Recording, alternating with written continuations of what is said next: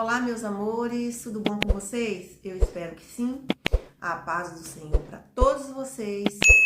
Eu quero dizer que vocês são muito bem-vindos ao canal Mais de Deus. Esse canal é um canal onde eu compartilho as minhas experiências, eu compartilho aquilo que Deus coloca no meu coração, eu compartilho com vocês. Eu demoro muito a gravar um vídeo porque eu só gravo quando o Senhor me dá o ok. Quando Deus fala para mim que eu posso compartilhar, eu compartilho quando é relevante, quando é interessante.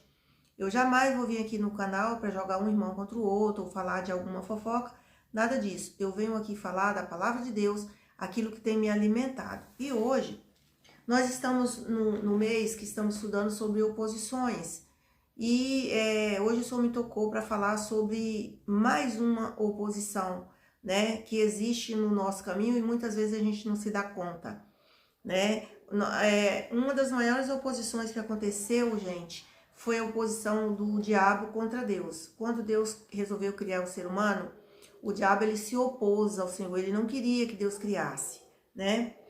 Com certeza já era uma questão de inveja, né? Então ele não queria que Deus criasse, mas como Deus é soberano, Deus criou.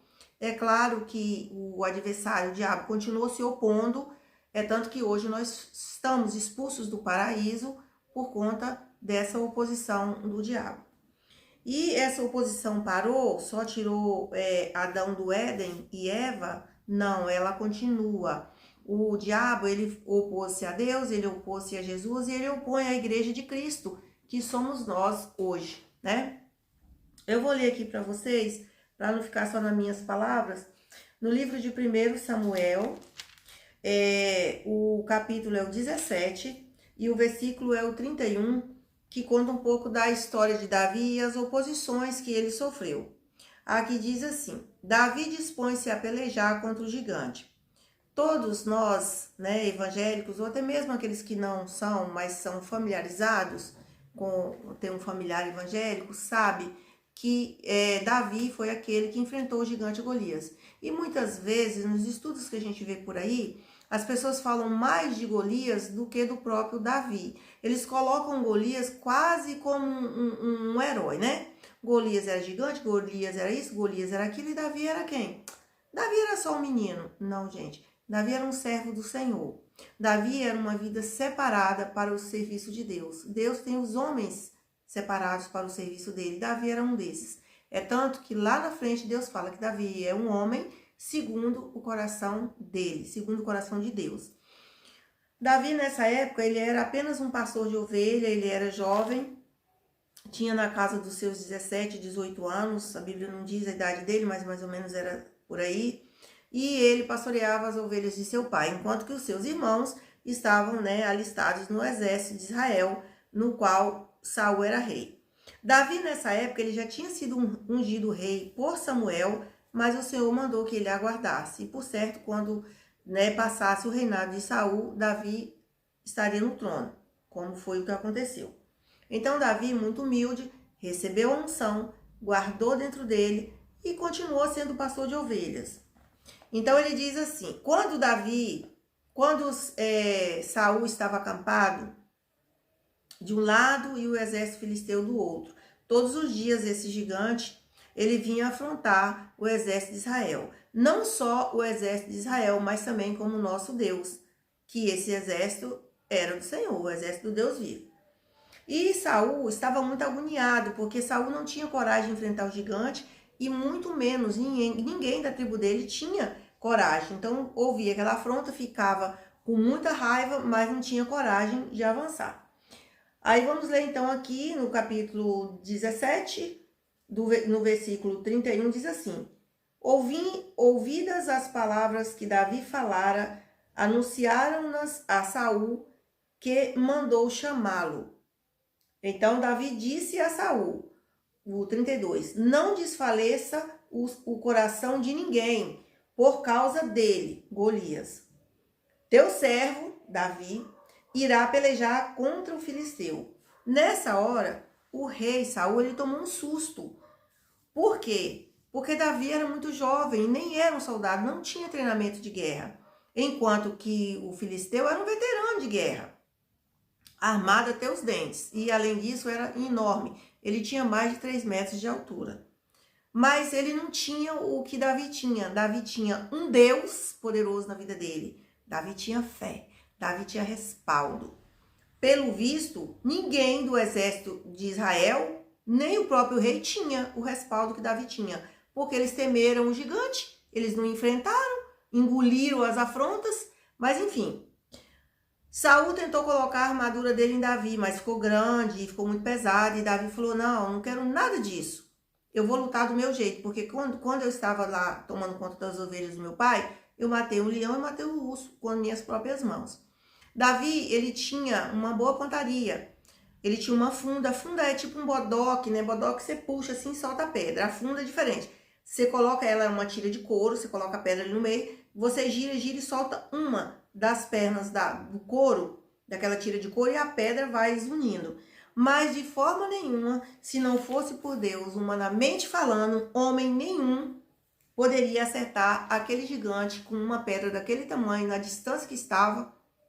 Davi estava na parte de baixo, o gigante estava na parte de cima. Além de já ser muito mais alto do que Davi, foi o Espírito Santo mesmo que guiou aquela pedra na testa do gigante, que ele entonteou, cambaleou, caiu, e Davi foi lá com a espada do próprio gigante, tirou a cabeça do gigante e assim venceu a guerra para os filhos de Israel.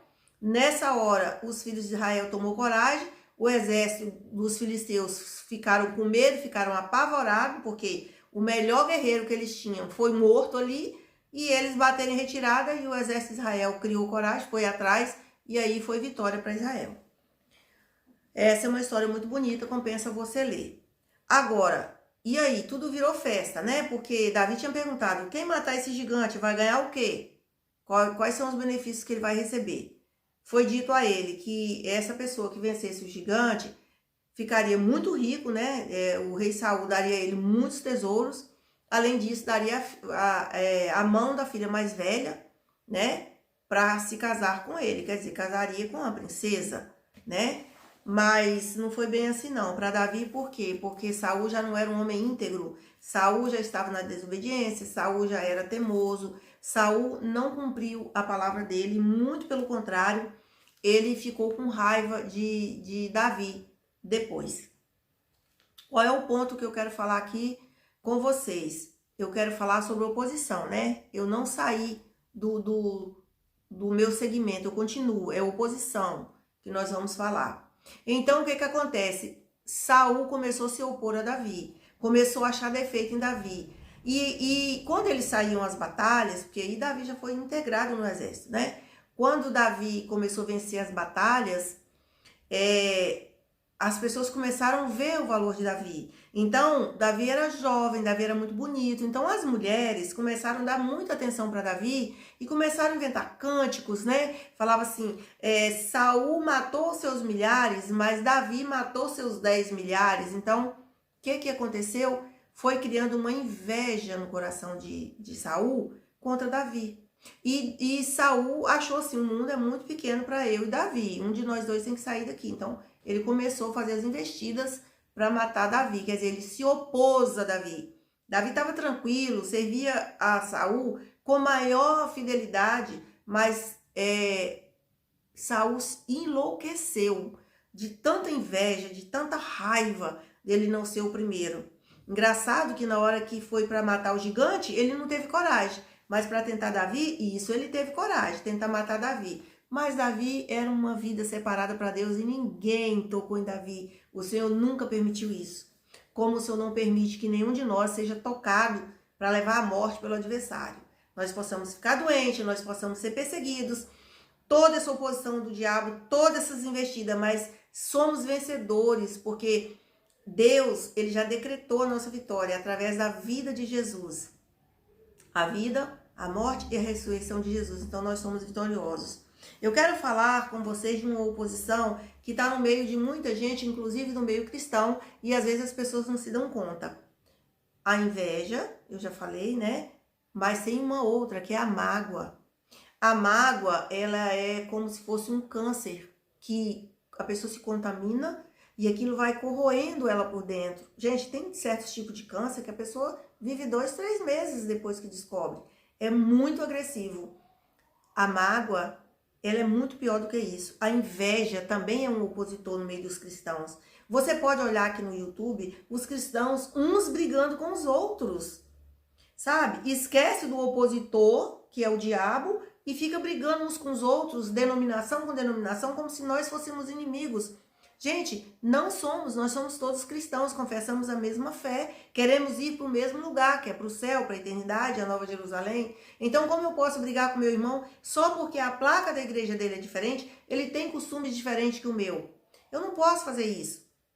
Muito menos se o irmão saiu da minha igreja, né, da onde eu me congrego, porque a igreja sou eu, a igreja de Cristo, ali no templo que eu me congrego, na minha denominação, o meu irmão, ele se aborreceu, ou ele cansou, ele não quis mais, ele quis procurar um outro ramo para ele. Ele não foi para o mundo, ele não foi praticar pecado, ele foi para uma outra igreja. Eu vou virar a cara para esse irmão? Eu vou desejar que tudo dê errado para ele lá?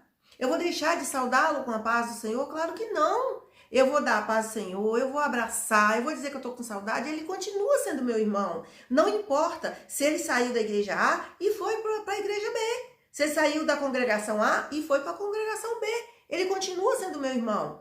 Como eu posso dizer que sou filha de Deus, que estou fazendo a vontade de Cristo, se eu estou com mágoa do meu irmão? Mesmo se ele me ofendeu, mesmo se ele me feriu, eu tenho que praticar o perdão. Eu tenho que ir lá onde ele está, abraçá-lo, falar com ele que eu amo, falar com ele que nós somos ovelha do mesmo pasto, do pasto de Jesus. Eu não posso ficar com raiva. A inveja é uma coisa terrível. A inveja é como se fosse uma ferrugem, que ela vai corroendo, né? Ali o ferro vai destruindo daqui a pouco, desmorona tudo, porque a inveja corroeu as coisas. Tem irmãos que têm inveja do outro, porque o irmão tem um bom emprego, porque o irmão troca de carro todo ano, porque o irmão troca de guarda-roupa todo ano, porque a irmã comprou um carro novo, porque a irmã foi para um posto maior no trabalho e eu não fui. Gente, isso não é de Deus. E quem tiver isso no coração não vai subir. Não sou eu que estou falando, é a Bíblia que diz. Quando perguntaram a Jesus, quem vai para o céu? Jesus respondeu, aquele que tiver as mãos limpas e o coração puro. Agora me responde, um coração cheio de mágoa é um coração puro? Não, não é. Então, eu quero deixar para vocês o seguinte, tem a obra de Davi na sua vida, que é a obra do Deus vivo, e não a obra de Saul. Saul, ele morreu na dificuldade. Saul, até procurar feiticeiras, ele procurou. Pessoas que ele mandou exterminar do reino dele. Ele voltou a procurar aquelas que escapou da espada dele. Tá vendo como que é a queda do homem? Que começa com a inveja, começa com a mágoa, com a raiz de amargura. O pecado vai só crescendo dentro dele. Ele quer destruir aquele irmão. Porque ele não é aquele irmão, ele não tem o que aquele irmão tem. Nós somos únicos, cada um tem seu potencial. Eu não tenho que ter inveja da minha irmã, porque ela tem um cabelo mais bonito que o meu, porque ela fala melhor do que eu tenho que ficar feliz. Porque ela tem aquele dom. Por certo, eu tenho outro dom que ela não tem. Então, o recado que eu quero deixar para todos nós aqui hoje, inclusive para mim, que esse estudo está servindo muito para mim, é que eu ame o meu irmão como eu amo a mim mesma. Porque a palavra diz, ame o teu próximo como a ti mesmo. Se eu estou falando mal da denominação A ou denominação B, do irmão A ou do irmão B, por acaso eu estou amando ele? Será que à noite, quando eu dobrar os meus joelhos no chão para orar pela igreja de Cristo na terra, eu vou me lembrar daquele irmão? Se eu estou magoada com ele, eu estou com raiva dele. Gente, mágoa é uma raiva. E isso não é de Deus. É frutos da carne. Os frutos do Espírito são outros. É amor, mansidão, longanimidade, paciência. É uma sumidade de coisas. Então, meus queridos e minhas queridas que me ouviram até aqui, desculpa que o vídeo ficou longo, mas eu tinha que passar essa mensagem para vocês e é do fundo do meu coração. Essas mensagens, elas estão fazendo um bem enorme para mim, em primeiro lugar, e eu não vou deixar de passar aquilo que Deus manda que eu passe. Porque muita gente que vê os meus vídeos talvez não tenha acesso de ir numa igreja, mora longe, mas tem acesso aqui ao YouTube. E vai aí e ouve a mensagem. Não deixe de ler a Bíblia, não confie só naquilo que eu digo. A verdade absoluta está aqui, nessas páginas, e não na boca de nenhum ser humano. Nenhum de nós é dono da verdade. A verdade absoluta vem de Deus. Eu espero que vocês gostem desse vídeo. Se vocês gostarem, por favor, deixe um like para mim, porque vai ajudar muito no crescimento do canal e divulgue os meus vídeos nas suas igrejas, nos seus meios evangélicos onde vocês estão, no meio cristão, na verdade. E peça a eles que comentem, que deixem uma palavra. Isso vai fazer muito bem para mim, vai me animar mais e vai me ajudar mais. E eu vou estar aqui buscando mais o Senhor para trazer para vocês o que tem de melhor, né? Que é a palavra de Deus. Um beijo no coração de todos e fiquem na paz do Senhor.